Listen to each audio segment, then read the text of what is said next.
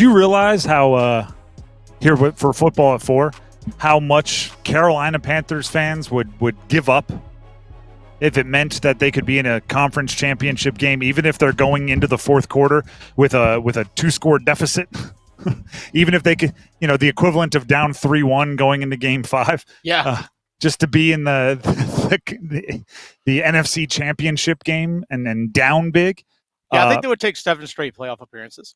Yeah. With at least one playoff win in each of the last 7 years. Yeah, I know. Imagine getting to the divisional round or the conference championship game every year for those 7 straight years. But if there's anything we've learned from the Canes and that success is that it doesn't just start when the playoffs start, right? It doesn't. You have to go back and you have to grind through your ups and downs throughout a season. You have to put together the roster. You have to build the culture. They have to fit in. How many times have we seen a blue liner join the Canes and for the first 15, 20 games go, they are lost out there, only to that postseason trust them to skate 18 minutes against one of the best scoring teams in the league. It has to be a process. So the Canes for this season are right at the end of that process, right? You're finding out if what you did was enough. The Panthers for this upcoming season are quite literally right at the beginning of that process. They had their first OTA, which is voluntary, this past weekend. Yesterday. There's no fines if you don't show up. It's just kind of ominous if you don't show up. Some have workout bonuses and things where you don't get the bonus if you don't show up. Some players have that in their contracts, but for the most part, you're just not there. And coaches are just a little bit perturbed by it. There's very little. This is like a yearly PSA. Very little concrete, hard news, factual, anything that I take away from OTAs or mini camps. But what I do is there are occasionally things that pop up that you just go, oh, I'm going to file that away and I'm going to make sure I check up on it later, right? If there is a player who's choosing not to show up and maybe they're due for a contract or going into the final year, I go, you know what? That's probably going to settle itself, but I'm going to keep an eye on it. And you might have a situation where the player holds out into training camp and then it becomes a distraction, just something to pay attention to. If an injury that you weren't aware of, suddenly a guy's working out on the side or he's not working out at all and they're going, well, he had a little cleanup, right? There's always that procedure. Yeah, a little procedure, got a little cleanup, had some things you need to take care of. We're not worried about it. I'm going like, all right, you might not be worried about it. I'm going to file that away and I'm going to see how many of these off-season anythings he's 100% in. So in honor of that, let's see how these nuggets, these morsels of information develop throughout the offseason. Dennis, I know you like this guy, Tommy Tremble. Yeah. Back surgery last week. Will be rehabbing into training camp, right? So this is there's anytime there's a back, a neck, there are certain body areas where you're not going to get like, well, he'll be back in 3 to 4 weeks. Like you don't know. So there's no definite timetable on when he returns. But based on my reading, right, from everything going on yesterday, the back surgery was like last week. Yeah. This was not something that he got cleaned up right after the season and has been letting it rehab. This is something that the operation was kind of recent. So it felt like something that he was trying to rehab and work through during the offseason and comes back in for OTAs. It's like, you know what, not where they wanted it to be. Let's go ahead and get the little bit of procedure done. So the morsel that could develop into something bigger, obviously, they didn't seem worried. And as I just said, they're not going to indicate if they are.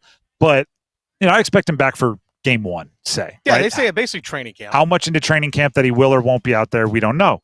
But in the meantime, that's a lot of time throwing 7-on-7s, mini camps, OTAs, getting together with Bryce for Jadeveon Sanders and Mitchell Evans, their rookie who they just drafted. Yeah. Who, there's a big difference between like, hey, every other rep I'm going and every third rep I'm going. Or, hey, Tommy, jump up there when we have the 1s.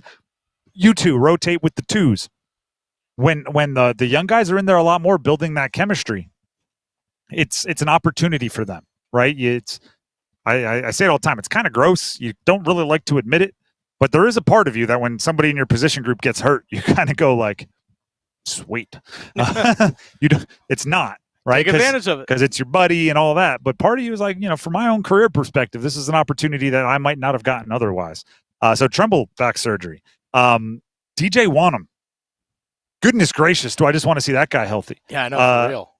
And they use some of the terms that really frustrate me about injuries. Oh, yeah, this back thing flare up. We're just going to give it some time. We're just going to let it calm down. I don't like anything that can flare up. Yeah. Right. I don't. That makes it sound like there's just no rhyme or reason. Just you could wake up on a game day and flare it up. Hey, I know a great chiropractor. Trust me, I just saw him today. Just saw him today. Great chiropractor. Take care of this thing, DJ. One of the more frustrating things last season was they brought in DJ Wanham as a free agent, one of their, I would say, higher price or big name, whatever, like expected to be higher impact free agents, and we didn't end up seeing him for the first half of the season pretty much. He had the quad injury he was recovering from, then he had a blood clot issue. And it was just like, gosh, I feel like we're never going to get to see what this defense was supposed to look like because he was supposed to play such a big role. And it's one thing if somebody goes out there and gets hurt. Like the Derrick Brown injury, it happened in game 1. What are you going to do?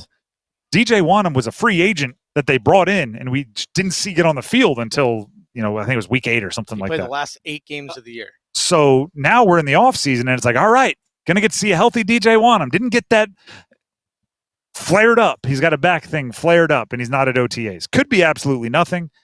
Could be a something more.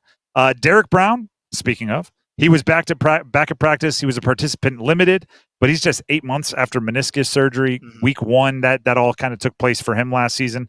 I'd say that's expected kind of timeline, but also with somebody that big, with somebody with that much mass, you're going to be a little bit more cautious or a little bit more curious on how it's going to react. So that was good to see. Jalen Coker worked off on the side while dealing with some soft tissue issues, not injuries. Some soft tissue issues. Got an issue? Here's a tissue. Out of abundance of caution is what they called that. I'm a big Jalen Coker fan. I love him as their 4th wide receiver and 4 wide receiver sets. You want him out there, right? Yeah, he's still a guy. He was an undrafted rookie free agent last year. Every rep still matters for him a whole bunch, even though it did feel like he grew a bunch last year. And then there's the other things, right? So that's the information that I think could matter. Might not, but it could. Keep an eye on it. Note it, right?